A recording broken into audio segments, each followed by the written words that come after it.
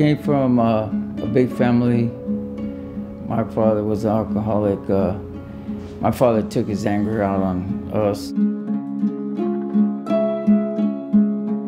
One day he was beating my mom, and I got in front of him and I told him, man, one of these days I'm gonna kill you. And then he started hitting me, and I was a little kid, probably like 10 years old. And he started hitting me, and I just like started crying. Every time I used to come home, it was like the light are off, or no water, it'd be off. My mom didn't pay the bill. My mom was out there gambling, and that would start a fight. And then him kind of buzzed out and drunk. Oh man, there it goes. So I'm out of here. I'm gone. I love to fight. We would just dog everybody. We're running the streets, and it was this guy, I asked him for a cigarette, and he told me no, and I got real violent. I just started stabbing him. I felt bad because I seen this guy in the courtroom, and the guy couldn't even talk or nothing. You know, I messed him up. When I first started on the prison, I went to like 6 prisons. We fought, we did a lot of things, and I cut a man in prison with razors. I was in hell at one time, bad. I was really, I don't know, I just wanted to kill myself a lot of times. I just wanted to, I really didn't know what to do. That's why I had to find a way. I had to find a way out.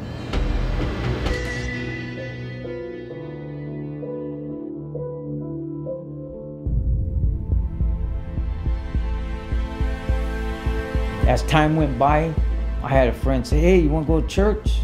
So I go, all right. So I go to church with them. And man, they had a tough worship team that, man, touched me. And I was like, man, that was good, you know? And then after that, I said, you know what, man? When I get out of here, I'm gonna start serving God. I'm gonna see what it's like to be a good person. When I got out, I met this couple, and they told me, there's a church over here called Bethany's. You should go over there and see.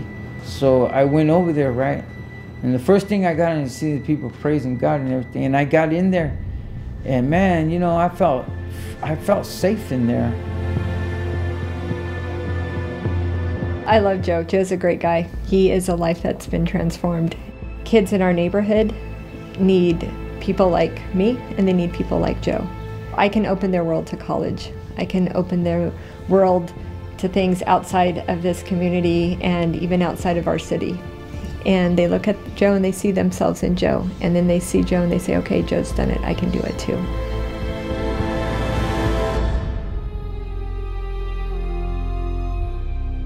Me and Nancy, we talked to a bunch of young kids about doing the right thing.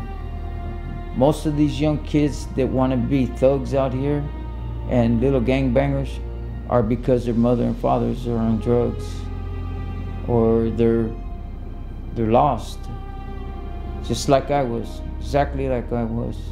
And a lot of these kids here really need help. Joe's story is real. The things he went through, it's no joke. The things that kids go through in this neighborhood are no joke. And it either makes them strong and powerful followers of Christ, or it lands them in prison.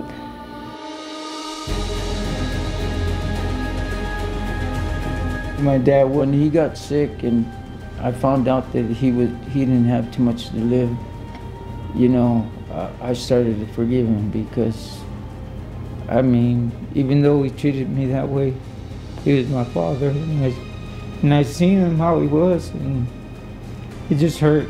You know, that man tried to be strong, tried to do a lot, but he didn't know how to do it. He didn't know how to act. He didn't know how to show love. I told him that I gave myself to the Lord, and God is good, and I'm trying. I'm not drinking. I'm doing the right thing.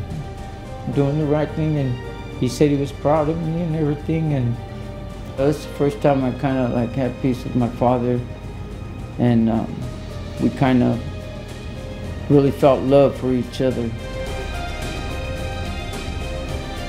The mission of International Teams is really to bring people together to help the oppressed, and I feel like in this community people have come together to help the oppressed.